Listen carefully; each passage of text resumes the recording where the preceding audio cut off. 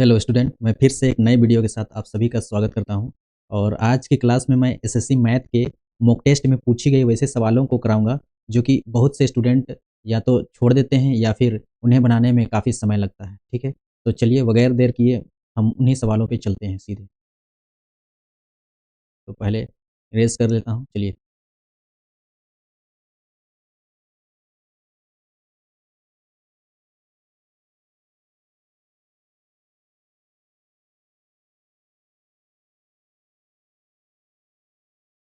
चलिए आपकी स्क्रीन पे ये सवाल नज़र आ रही होगी। तो मैं पूरा सवाल को नहीं पढ़ रहा हूँ, इसमें सीधे क्या कहा गया देखिए, आयत की लंबाई चौड़ाई से दोगुनी है। तो एक आयत आप ड्रॉ कर लें। ठीक है, कहा गया चौड़ाई जो है, चौड़ाई से लंबाई जो है दोगुनी है, तो 2x हो गया। तो ये नहीं है, इसका क्षेत्रफल जो है आप क्या निकाल सकते हो, लंबाई गुनी चौड़ाई यानी कि 2x स्क्वायर कर सकते हो। ठीक है, उसके बाद कहा गया कि लंबाई में 4 सेंटीमीटर की कमी कर दी जाए और चौड़ाई में 4 सेंटीमीटर की वृद्धि। तो मैं और एक आयत ड्रॉ करके दिखाता हूँ। ठीक है, तो लंबाई में 4 सेंटीमीटर की कमी कर दी जाए और चौड़ाई में 4 सेंटीमीटर की वृद्धि, 4 सेंटीमीटर की वृद्धि कर दी जाए, तो क्षेत्रफल जो है उसमें 52 सेंटीमीटर स्क्वायर की वृद्धि होती है। तो क्षेत्रफल हमने निकाला है 2x स्क्वायर प्लस हो जाएगी 52। ठीक है, तो समीकरण आपका तैयार कैसे होगी, तो आप सभी अच्छे तरह जानते हो। आयत का क्षेत्रफल, आयत का क्षेत्रफल इक्वल टू लंबाई गुनी, सॉरी, लंबाई गुनी चौड़ाई। ठीक है, तो आयत का क्षेत्रफल आप सभी को पता है 2x square plus 52 equal to आप लिखोगे 2x minus 4 multiple x plus 4। ठीक है, तो 2x square plus 52 equal to आप लिख सकते हो, देखिए दोनों गुना होगा तो 2x जो है ये पूरे से गुना होगी और -4 ये पूरे से। ठीक है, तो 2x into x, 2x square, 2x into 4 8x, -4 into x minus का 4x, -4 इंटू 4 4 4 16, मतलब 4 चौके 16 माइनस का 16। ठीक है, आप डायरेक्ट काट सकते हो 2x स्क्वायर। ठीक है, equal to 8x minus 4x आप क्या लिख सकते हो 4x। अब 16 जो है 52 से इधर आके क्या करेगी, जोड़ेगी, जुड़ेगी इससे। तो आप 6 2 8, 5 और 1 6, तो आप डायरेक्ट काट सकते हो 4 का पहाड़ा में, 4 1 4, 4 7 28, यानी कि आप सीधे तौर पे देख पा रहे हो x इक्वल टू 17 और x इक्वल टू 17 मतलब ये चौड़ाई आपको निकल के आ गई। तो पूछा गया सवाल में कि आयत की लंबाई क्या होगी, तो आप क्या करोगे 17 मल्टीपल 2 कर दोगे, तो इसका सही उत्तर क्या हो जाएगा 34 सेंटीमीटर। ठीक है, तो ऑप्शन 4 इसका करेक्ट आंसर है। ठीक है, ये पहला सवाल को सॉल्व कर ली गई है। चलिए अगले सवाल की ओर चलते हैं।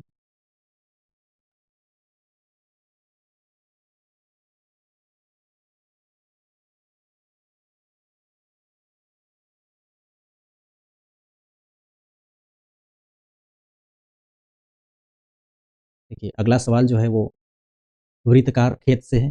तो कहा गया वृत्तकार खेत की त्रिज्या और एक वर्गाकार खेत की लंबाई बराबर है, उनके परिमापों का अनुपात ज्ञात कीजिए। ठीक है, तो आप सभी को भली भांति जानते होंगे वृत्त और वर्ग। ठीक है, देखिए इसमें बात की गई है एक वृत्त और एक वर्ग का। ठीक है, इसमें कहा गया कि खेत की त्रिज्या जो है वर्गाकार खेत की लंबाई के बराबर है। तो जैसे त्रिज्या सेंटर से मिला दीजिए, ये आपका त्रिज्या हो गया। ठीक है, यदि इसका त्रिज्या r है, इसका लंबाई भी, एक भुजा की लंबाई कितना हो जाएगी, इस ये भी क्या हो जाएगी r। ठीक है, तो कहा गया कि उनके परिमापों का अनुपात ज्ञात करना है। तो जैसे वृत्त का परिमाप का बात की जाए तो इसके इसे क्या कहोगे आप, वृत्ताकार खेत की परिधि। ठीक है ना, यानी कि वृत्त की परिधि बट्टे हो जाएगा, अनुपात करनी है तो वर्ग, वर्ग की परिधि, वर्गाकार खेत की परिधि, वर्ग की परिधि, वर्ग की परिमाप, सॉरी परिधि नहीं होगी इसकी, इसकी परिमाप होगी।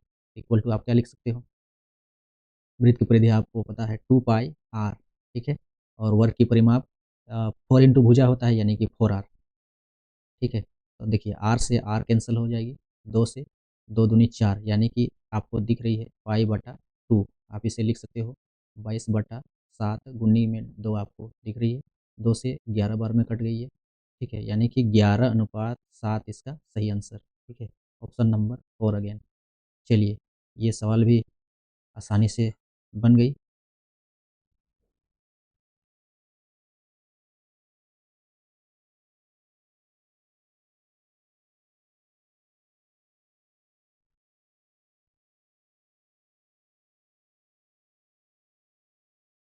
देखिए मिश्रण से ये सवाल है,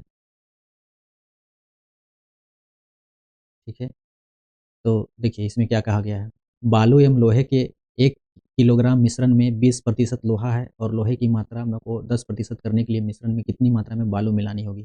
ठीक है? मैंने इससे भी पहले एक वीडियो में मैंने ये इस तरह के सवाल मैंने कराया था, ठीक है? देखिए 20% लोहा और बालू की बात की गई है ना? लोहा और बालू,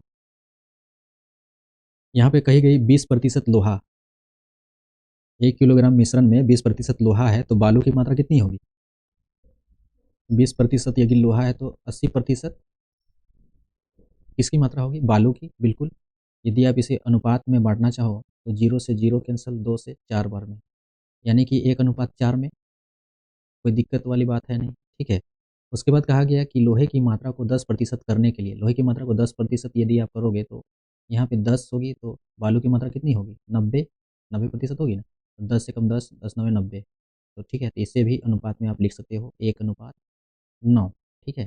आप इतनी चीज़ तो आसानी से कर सकते हो। उसके बाद कहा गया कि बालू की मात्रा कितनी मिलानी होगी, ठीक है। तो देखिए, उसके पहले मैं बता दूँ, जैसे आपको जो है 1000 ग्राम बनाना है, यानी कि 1 केजी इक्वल टू आप सभी जानते हैं, 1 केजी इक्वल टू 1000 ग्राम, ठीक है। तो आप इसे 1000 ग्राम कैसे बनाओगे? तो आप क्या कर सकते हो, 4 गुनी 200 कर दो, 8, और इससे कर दोगे फिर यहाँ भी 200 से, ठीक है। तो यहाँ देखिए 4 दूनी 800 और इधर 200, 1000 ग्राम तो तैयार हो जाएगी, कोई दिक्कत वाली बात है नहीं, ठीक है। तो देखिए, इसके बाद कहा गया है कि बालू कितनी मिलानी होगी, ठीक है? तो मैंने कहा कि ज जहाँ पे मिलाने वाली बात कही जाए तो आप उसे क्या करो, को उसे छोड़ दो, और जिस पे किसी तरह का कोई मिलावट या फिर कांस्टेंट रहने की बात है, तो उसको क्या करो, बराबर कर दो। तो आप यहाँ पे क्या करोगे, लोहा को बराबर करोगे, यानी कि 200 से मल्टीप्लाई करोगे, तो क्या हो जाएगा यहाँ 200 इंटू 9 दूनी 1800, ठीक है? ठीक है, अब देखिए, अब कहा गया कि बालू कितनी मात्रा में कितनी मिलानी होगी? अब देखिए 1800 में से 800 आप माइनस कर दीजिए, 1800 में से 800 आप माइनस कर दीजिए, कितना आंसर आएगा? 1000 ग्राम, ठीक है? यानी कि 1 किलोग्राम इसका सही आंसर है, ऑप्शन नंबर 1, ठीक है? आप समझ गए हैं?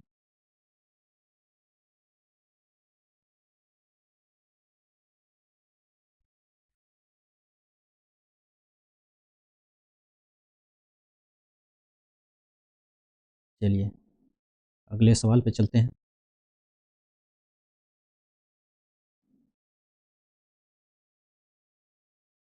देखिए, बहुत ही अच्छा सवाल है, देख पा रहे होंगे। इसमें कहा गया है कि भाजक भागफल का 5 गुना और शेषफल का 4 गुना है, तो इसके लिए आपको एक अ, भाज्य, भाजक और भागफल को जानना पड़ेगा, ठीक है? तो जैसे आप कोई संख्या को भाग देते हो तो आपको आपको पता है, ये जो होती है बीच वाली, ये क्या कहलाती है? भाज्य, और जिसे हम भाग देते हैं उसे कहते हैं भाजक, और जो हमें प्राप्त होती है भाग देने के बाद उसे भागफल, और जो माइनस करके जो बचती है उसको बोलते हैं शेषफल। आप सभी इसे भली-भाँति जानते होंगे। अगर इंग्लिश में बात करें किया जाए तो इसको डिविडेंड, डिविडेंड, ठीक है? इससे क्या करे कहोगे? डिविज़र, डिविज़र, और इससे कोसेंट, QUOTIENT, ठीक है? और इसे आप कहोगे रिमाइंडर, कोई दिक्कत वाली बात नहीं है, ठीक है? चलिए आगे बढ़ते हैं। इसमें कहा गया कि भाजक भागफल का 5 गुना और शेषफल का 4 गुना है। यदि शेषफल 5 हो, इसमें देखिए शेषफल जो है हमको पता है कितना दी गई है 5, तो हम भाजक बहुत आसानी से निकाल पाएँगे क्या? भाजक इक्वल टू शेषफल का 4 गुना, यानी कि शेष यदि 5 है तो 4 गुना, यानी कि हमारे पास भाजक आ गई 20 यानी 20, ठीक है? उसके बाद भाजक भागफल का 5 गुना है। आप इसे कैसे निकालोगे? भाजक बराबर भागफल का 5 गुना, भागफल का 5 गुना, यही है ना? तो भाजक आपने निकाला है 20 इज़ इक्वल टू भागफल इंटू 5, तो आप भागफल हम आसानी से निकाल पाएँगे कैसे? ये 5 इधर मल्टीप्लाई में है तो इधर आके डिवाइड करेंगे तो 5 चौके 20, ठीक है? आप ये भी निकाल लिए। चलिए आगे बढ़ते हैं। इसके बाद सीधे चलते हैं एक फ़ॉर्मूला जो कि आपको याद करनी होगी, भाज्य बराबर भाजक गुणे भागफल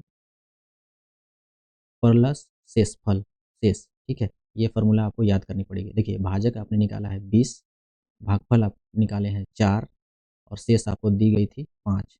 आप करें 20 चौके 80 प्लस 5 कितना हो जाएगी? 85। इसका सही जवाब आपको ऑप्शन 2, ठीक है?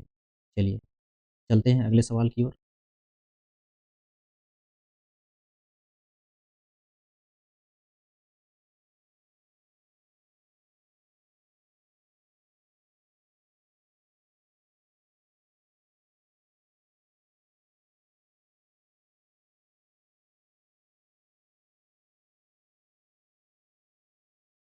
चलिए आपके स्क्रीन पे ये नज़र आ रही होगी।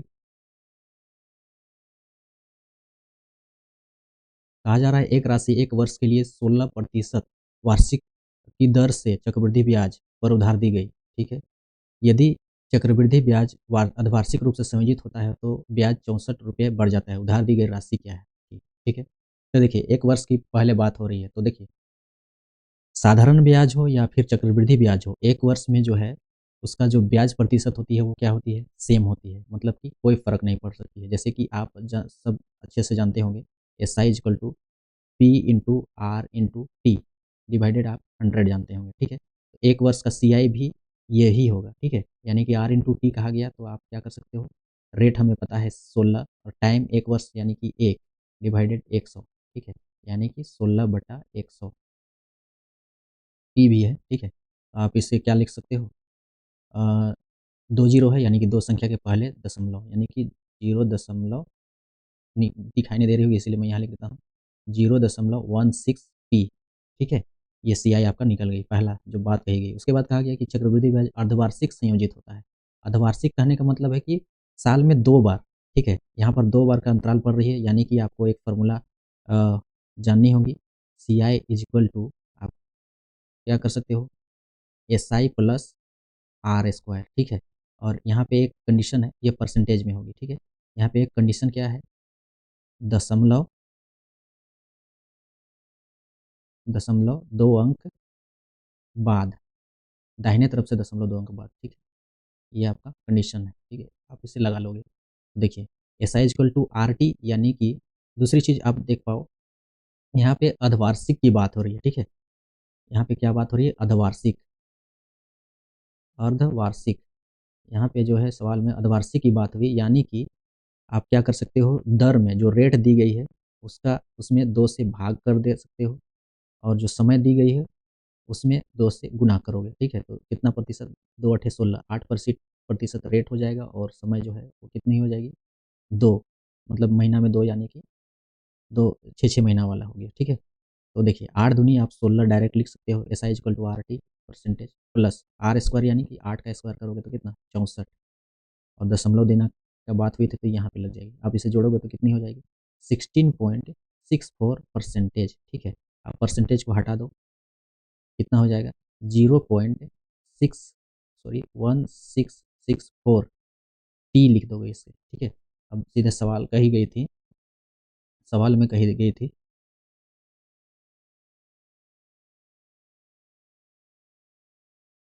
गई थी अर्धवार्षिक संयोजित होता है तो ब्याज जो है ₹64 बढ़ जाता है, ठीक है? तो जैसे सवाल पे सीधे चलते हैं, सवाल के हिसाब से 0.16 पी इज़ इक्वल टू हो जाएगी 0.1664 पी कितने रुपए की बढ़ोतरी होती है इसमें? ₹64 की अर्धवार्षिक रहती है तो, ठीक है? तो आप डायरेक्ट इसे बना सकते हो कैसे? इधर 64 रहने दीजिए, तो आप इसे इधर माइनस करोगे तो आपको मिलेगी 0.0064 ठीक है? यहाँ पे P, P is equal to आप तो पी इज़ इक्वल टू क्या हो जाएगा principal, P is equal to आप क्या करोगे 64 डिवाइडेड 0.0064 ठीक है? और ऐसे आप सोल्व करोगे तो कितना हो जाएगा? दशमलव जो है ऊपर चल जाएगा यानी कि आप सीधे मैं डायरेक्ट आंसर लिख दे रहा हूँ ₹10,000 आंसर हो गया देखिए, ठीक है? 10,000 इसका सही आंसर यानी कि ऑप्शन नंबर 1।